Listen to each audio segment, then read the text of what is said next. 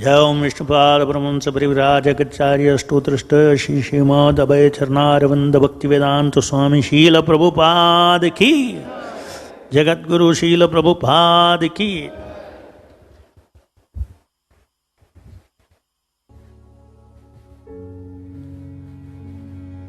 Sometimes I was dreaming.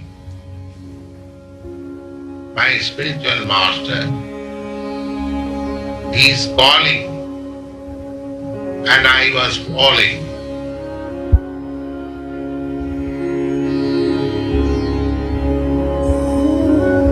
His children were grown and in school or married, and it was time. He finally accepted the sannyas order.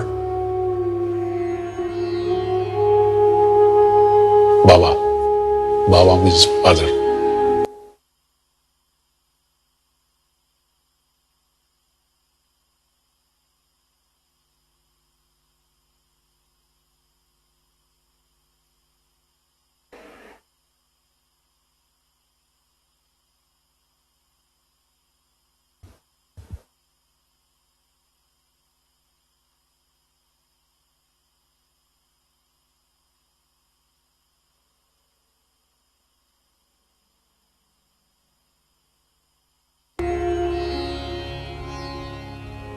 He was a man of personality and dignity.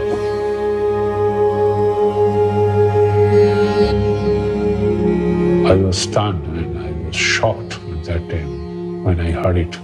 That my father is leaving.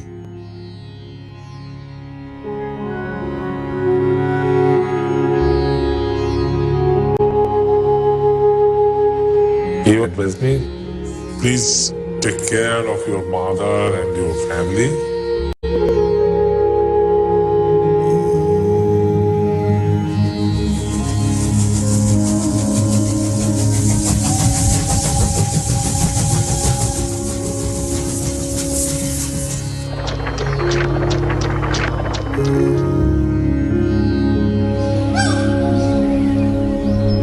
Going to Vrindavan was a way of harnessing energies. He's there contemplating what's needed to bring Krishna to the world. This is very much a part of the Indian culture from ancient times. At the end of life, one will focus on the most important work of life, realizing who I am in relationship with the divine person.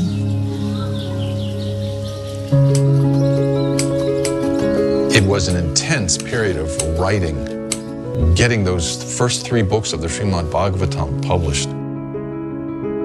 He was able to synthesize a vast library of Sanskrit wisdom texts down to their essence and transpose that into a language that people of the 20th and 21st centuries can understand. In this one text, the entire expanse of creation is described. This book has the potential to lead a revolution in consciousness, which he felt was the need of the hour. So after publishing 3 parts, then Guru Maharaj gave me indication that now you can start forever. Up till now, nothing has been done. So let me try at least.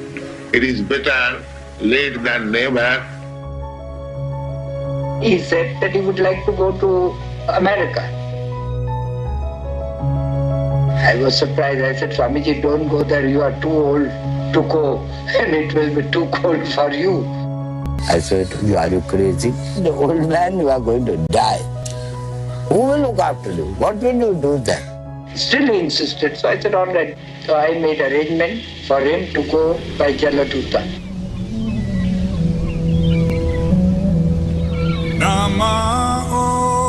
So we're talking with Swami A.C. Bhaktivedanta. Hello, Swamiji? Yes. What is the perfection of this life? The perfection of this life is to understand oneself. What I am. This is the beginning. Why I am suffering. If there is any solution of this suffering,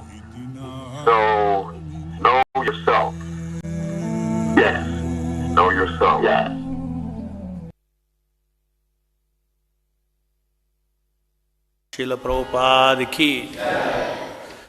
So we are reading today some Sannyas Smriti of Srila Prabhupada.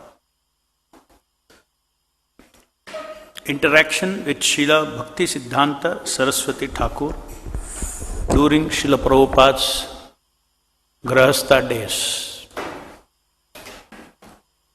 Excerpts from Srila Prabhupada, a friend of all, compiled by Moola Prakriti Devidasi. Recollections by Sripada Nayanananda Dasa Babaji Maharaj, a godbrother of Srila Prabhupada. The following recollection was recorded in an interview on March 9th, 1999. Since that time, Sripada Nayanananda Das Babaji Maharaj has left the world. Srila Nayanananda Das Babaji Maharaj recollects. The last year that our Gurudeva, Srila Bhaktisiddhanta Saraswati Thakur, organized and performed Gaur Mandal Parikrama, thousands and thousands of pilgrims assembled at our Champahati Mandira. There is a whole village of tents in all directions. On the afternoon of the last day, one of our godbrothers had just arrived in Navadvip, having returned from London by boat. He had gone to preach, but had returned without meeting with full success. In the evening, while Guru Maharaj was giving pravachana, he explained that it was his earnest desire that the teachings of Chaitanya Mahaprabhu should be spread in the western countries. He told how it was a vision of Srila Bhakti Vinod Thakura that this would happen. And it was also the last request of his mother, Srimati Bhagavati Devi, to him before she left this world. Consequently, he had been willing to take the lifeblood of Gaudiya Math in funds to send devotees there to preach. But so far these attempts had been largely unsuccessful. At this moment in his talk, I noticed that something very mysterious was happening. Guru Maharaj was looking out at the large crowd of devotees, especially in front, where all the sannyasis and brahmacharis in red cloth were. Then he turned his head and looked over to his left side, where I was standing. He was looking intently at someone and became silent for a moment. I happened to look behind me and I clearly saw that the person with whom he was making eye contact was Abhay Charnaravinda Prabhu. I thought that they were looking at each other in a special way. Then Guru Maharaj addressed the audience in front of him and said, "But I have a prediction. However long in future it may be, I predict that one of my disciples will cross the ocean and that devotee will bring back the whole world." I remembered this incident, and Srila A.C. Bhaktivedanta Swami Maharaj truly made it come to pass exactly in this way. Srila Prabhupada ki. Srila Prabhupada, a humble Grahastha Vaishnava, Srila Nayanananda Das Babaji Maharaj recollects, Abhay Prabhu behaved very humbly with everyone. Even though he was senior in many ways to most of the people who came later during those 11 years, he would always pay dandavat to others just because they had taken initiation first. Though he had made that devoted connection with our Gurudev first, he didn't formally take initiation until later on because of his family and his business. I clearly recall how very serious, simple and humble he was. Sometimes when I was in Calcutta, I would go to visit him at Sita Kanta Banerjee Lane, where he had his home and chemical business. Sat Prasangananda Brahmachari, who is 93 years old now, and Satisha Prabhu, who is 73, used to accompany me when I visited his house on Sita Kanta Banerjee Lane. He was very affectionate to us. He always welcomed guests into his home. He opened his house to any Vaishnavas from the Gaudiya Math, whether they were his god brothers or young brahmacharis who were in god brothers and hadn't even been initiated. Next, Srila Prabhupada quits home to be a vanaprastha. Excerpts from Transcendental Diary, Volume 2 by Harishauri Dasa. Harishauri Dasa writes, "You know my story, tea or coffee?" In quotes. Srila Prabhupada asked me. "No, Srila Prabhupada," I said, intrigued and eager to hear. He gave a chuckle. "My wife, she was fond of drinking tea, so one day I told her, either you give up your tea drinking or give up your husband." "Oh, then I'll give up my husband." Of course, she thought I was joking. He went on. "But a few days later, I left the house without telling anyone. I borrowed 10 rupees from a friend and bought a train ticket and I never returned." "Where did you go?" "Somewhere, anywhere," he laughed. He never saw his wife again. Srila Bhaktisiddhanta Saraswati Thakur urges Srila Prabhupada to take sannyas. One night, Abhay had a striking dream. The same dream he had several times before during his days as a householder. Srila Bhaktisiddhanta Saraswati appeared just as Abhay had known him, the tall scholarly sannyasi coming directly from the spiritual world, from Krishna's personal entourage. He called to Abhay and indicated that he should follow. Repeatedly he called and motioned. He was asking Abhay to take sannyasa. "Come," he urged, "become a sannyasi." Abhay woke in a state of wonder. He thought of this instruction as another feature of the original instruction Srila Bhaktisiddhanta Saraswati had given him at their first meeting in Calcutta. The same instruction that his spiritual master had later solidified in a letter. Become an English preacher and spread Krishna consciousness throughout the Western world. Sannyasa was for that end. Otherwise, why would his spiritual master ask him to accept it? Abhay reasoned that his spiritual master was saying, "Now take sannyasa and you will actually be able to accomplish this mission." Formerly, the time was not right. Abhay deliberated cautiously. By accepting sannyasa, a Vaishnava dedicates his body, mind and words totally to the service of the Supreme Personality of Godhead, renouncing all other engagements. He was doing that already. Srila Bhaktisiddhanta Saraswati had offered sannyas to his leading disciples so that they could continue his mission. They hadn't done it. Preaching in the West had proved perilous. Even the Gaudiya Math's most recognized sannyasis. How could he, a mere householder, presume he could succeed where others had failed? He was hesitant. The helpless, incapable feeling he had expressed in his Viraha Ashtaka was there. But now his spiritual master was beckoning him over all other consideration, even over natural humility. Now, although he was elderly and alone, the desire to preach just as his spiritual master had preached remained within him, a fierce though sometimes quietly expressed determination. The Vedic standard and the example set by the previous acharyas was that if one wanted to lead a preaching movement, sannyasa was required. Srila Bhaktisiddhanta had taken sannyasa to facilitate his missionary work. Lord Chaitanya had taken sannyasa to further the Sankirtana movement. Of course, Lord Chaitanya was the Supreme Personality of Godhead, but when his young students had been disrespectful towards him, treating him as an ordinary man, he had taken sannyasa. Because a sannyasi is automatically respected, Lord Chaitanya's acceptance of sannyas was a calculated tactic. As soon as he began traveling throughout India as a sannyasi, he immediately attracted thousands of followers to the Sankirtan movement. Abhay turned to Keshav Maharaj in Mathura, and Keshav Maharaj told Abhay to take sannyas immediately.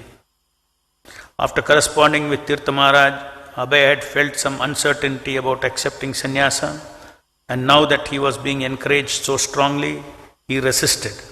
But Keshav Maharaj was insistent. Srila Prabhupada, I was sitting alone in Vrindavan writing. My godbrother insisted to me, Bhaktivedanta Prabhu, you must do it. Without accepting the resounding order of light, nobody can become a preacher. So he insisted. Not he insisted. Practically my spiritual master insisted. He wanted me to become a preacher. So he forced me through this godbrother. You accept. So I accepted.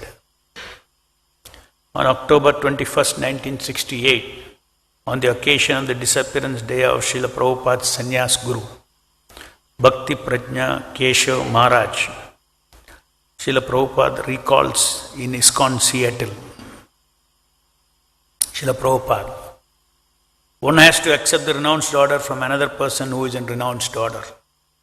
So I never thought that I shall accept this renounced order of life.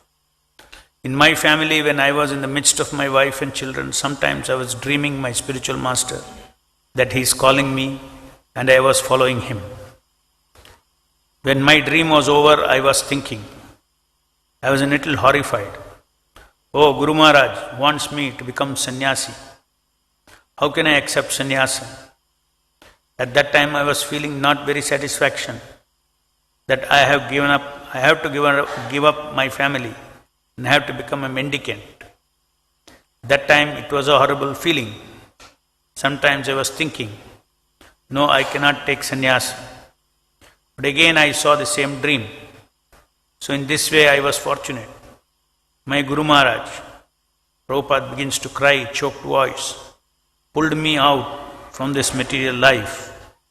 I have not lost anything. He was so kind upon me, I have gained. I left 3 children. I have got now 300 children. So I am not loser. This is material conception. We think that we shall be loser by accepting Krishna. Nobody is loser. I say from my practical experience. I was thinking that, how can I accept this renounced order of life? I cannot accept so much trouble. But I retired from my family life. I was sitting alone in Vrindavan writing books. So this my god brother, he insisted me, Bhaktivedanta Prabhu. This title was given in my family life. It was offered to me by the Vaishnava society. So he insisted me. Not he insisted me. Practically my spiritual master insisted me through him that you accept. Because without accepting the renounced order of life, nobody can become a preacher. So he wanted me to become a preacher. So he forced me through his godbrother. You accept. So unwillingly I accepted, and then I remembered that he had wanted me to go to the Western country. So I am feeling now very much obliged to this godbrother that he carried out the wish of my spiritual master and enforced me to accept this sannyasa order. Srila Prabhupada ki jai. Srila Prabhupada accepts sannyasa. Excerpt from Srila Prabhupada Leela-amrita, Volume 1. Keshavji Gaudiya Math was located in the midst of one Mathura's downtown bazaars. Its main entrance and arched doorway led into a courtyard opening to the sky through a metal grating above. Abhay Babu entered the matha dressed in white, but he would soon be living dressed in saffron, a Swami. Abhay had been living as a renunciant for 9 years. There was no need for him to observe a ceremony or to proclaim himself a sadhu by changing to saffron dress. But it was a parampara system that a man takes Tridandi sannyasa at the end of his life. He was aware of the cheating sannyasis. Even in Vrindavan, he had seen so many sadhus who did not preach but simply spent their days hunting for chapatis. Some Swamis of Vrindavan even indulged illicitly in what they had supposedly come here to reject. sex life. Such persons were making a mockery of sannyasa, and there were caste Goswamis also who lived like ordinary householders, running temples as a business to support their families and accepting honor and donation from public on the false basis of birth. Abhay knew of these abuses of sannyasa, but he also knew the real purpose of sannyasa. Sannyasa was for preaching.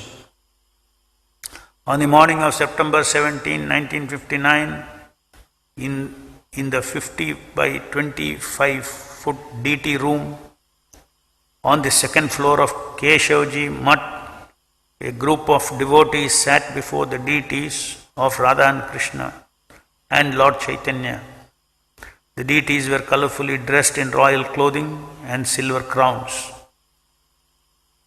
Abhay sat on a mat of kusha grass beside 90-year-old Sanatana, also to receive sannyas that day. Sitting opposite the two candidates, Narayan Maharaj, Keshav Maharaj, disciple, prepared to conduct the ceremony of the mantras and offering of grains and ghee into the fire. Akinchana Krishnadas Babaji, Abhay's godbrother, known for sweet singing, played mridanga and sang Vaishnava bhajans. Sitting on a raised asan, His Holiness Keshav Maharaj presided.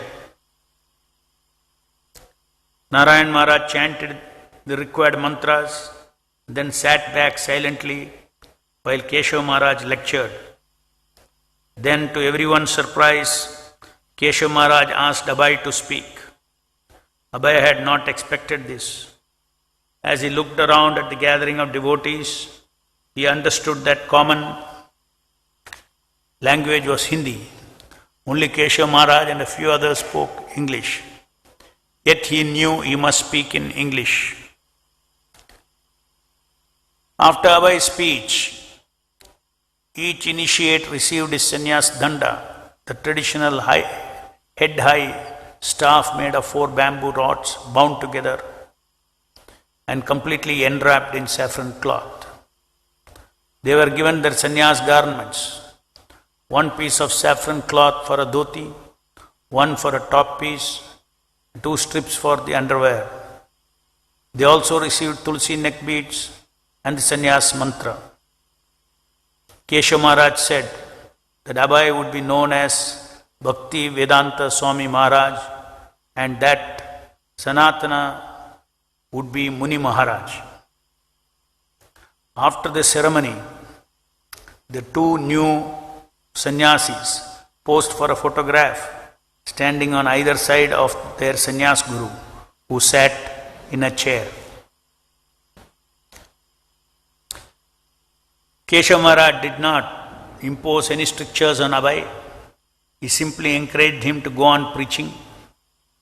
Yet Abhay knew that to become A.C. Bhaktivedanta Swami did not mean merely that he was giving up family, home comforts and business that he had done for 5 years.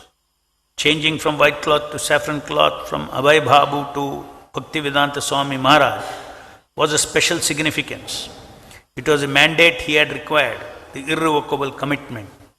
Now it was only a matter of time before Bhaktivedanta Swami would travel to the west as Bhakti Siddhanta Saraswati had ordained.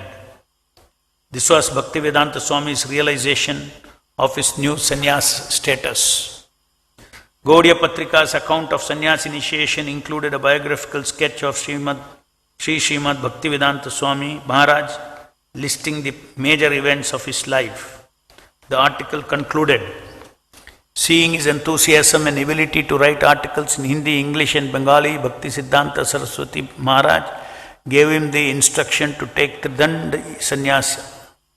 For nearly 1 year, he had been ready to accept sannyas.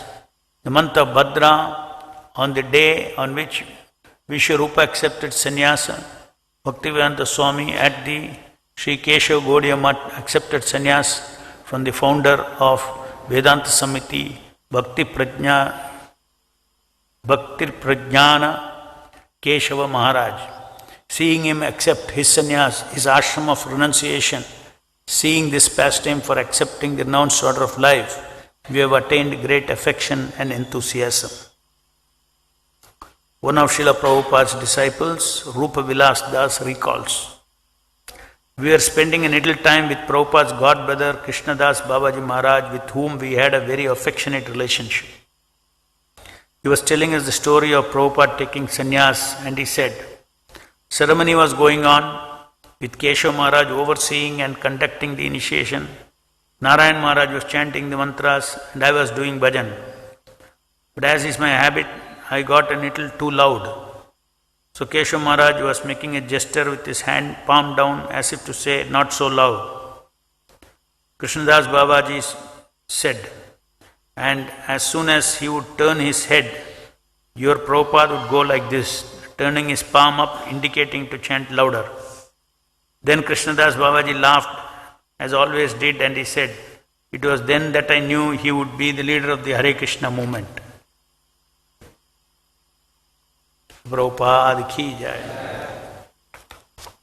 Excerpt from Srila Prabhupada at Radha Damodar by Mahanidhi Swami. After Srila Prabhupada taking sannyas, Narayan Maharaj recalls, I would visit Srila Prabhupada many times while he was staying at Radha Damodar temple between 1962 and 64. One time I went there and he was sitting on the floor on a torn quilt. After sitting down on my chadar, we both discussed Srimad Bhagavatam. There was no bed in Prabhupada's room. He was sleeping on the floor. On another occasion, Narayan Maharaj recalls, often we would have kirtan in his room at Radha Damodar. Prabhupada played mridanga, I played kartals. He used to tell me how he was planning to go to America and other Western countries. He said, I want to preach as Prabhupada had ordered me, and I want to publish BTG in huge scale and preach in Western countries. If there will be need, I will establish boarding facilities for interested people. If they want, I will give meat also and eggs also and wine also. I believe that after hearing Harinam, Sankirtan and Siksha of Sri Chaitanya Mahaprabhu, then they will reject all these things and surely they will become pure Vaishnavas. Srila Prabhupada ki jai. Srila Prabhupada teaches by example. Excerpt from Srila Prabhupada Leelamrita. In Nairobi, Srila Prabhupada demonstrated how a sannyasi should preach. For 1 month, he strictly followed the Vedic tradition by staying only 3 days or less in the home of each of his Indian hosts. Then, although his hosts always provided him good food and comfortable accommodation, he would move on to the next place. This was a rule for sannyasis. Prabhupada said, it kept them from becoming attached to bodily comforts and from inconveniencing their hosts. Srila Prabhupada ki, Srila Prabhupada Sanyasa smriti ki.